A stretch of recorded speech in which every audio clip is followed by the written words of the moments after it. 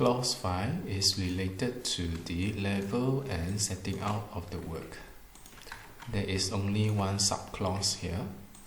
The relevant statements are given here. First, let us discuss about the term level and setting out. These two terms is referring to the land surveying.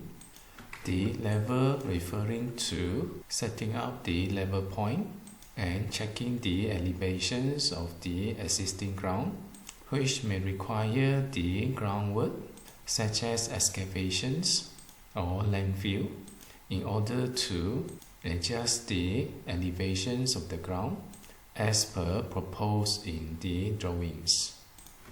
The level refers to the elevations and setting out refers to the boundaries.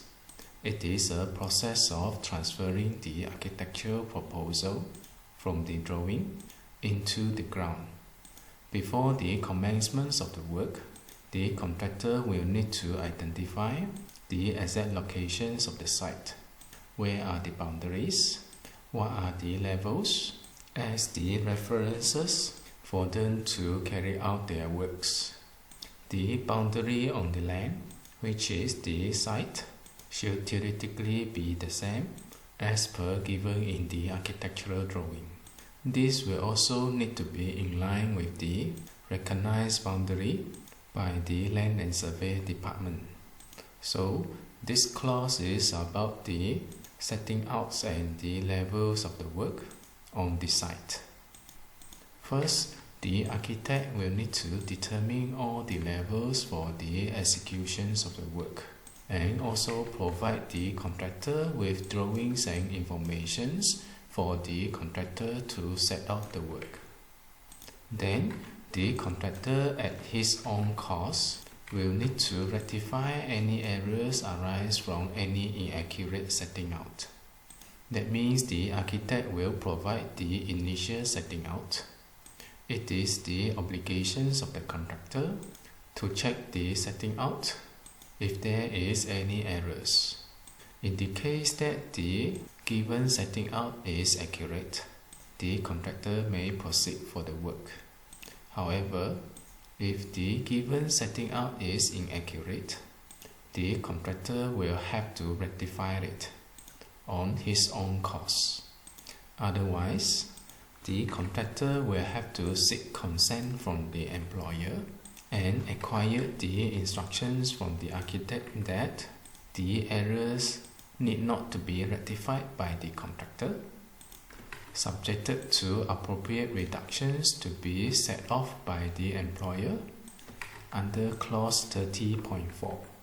The clause 30.4 is related to the set off by the employer, under what circumstances the employer are entitled for the set off, and what are the mechanisms that employer can set off from the contractor. Now let us understand the statement here. We have the architect to have the initial setting out and level given to the contractor for the contractor to start the work. The contractor will need to check the provided setting out if there is any error. If there is no error, the contractor can proceed with the work. However, if there is any error, the contractor will need to rectify the error. There are two ways to rectify it. One is contractor rectify it himself at his own cost. The other way, the contractor choose not to rectify it. Instead, contractor will require the employer to rectify it. This will require the consent from the employer and get the approval or instructions from the architect that contractor do not need to rectify, and the employer will rectify the initial setting off. The cost will be charged to the contractor.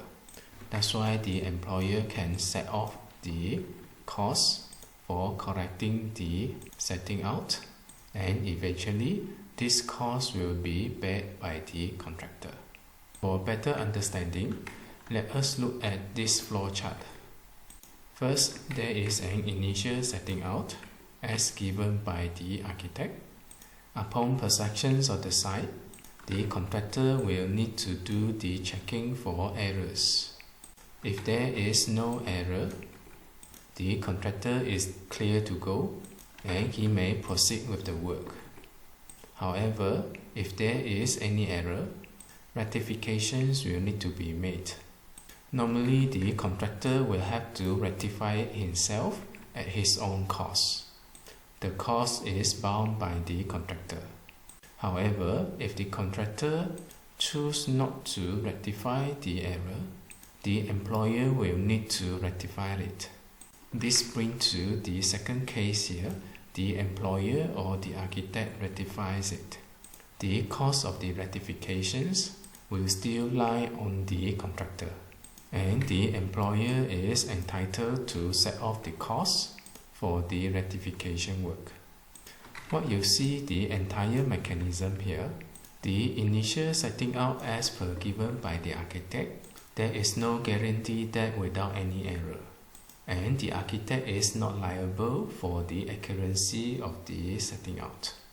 No matter what, the contractor will have to check for the error. If there is no error, consider that is a blessing. However, if there is any error, rectifications must be made and the cost will be bound by the contractor. The only thing different is whether the contractor rectifies it himself or the employer rectifies it. It makes no difference. At the end of the day, the error needs to be rectified and the cost is bound by the contractor.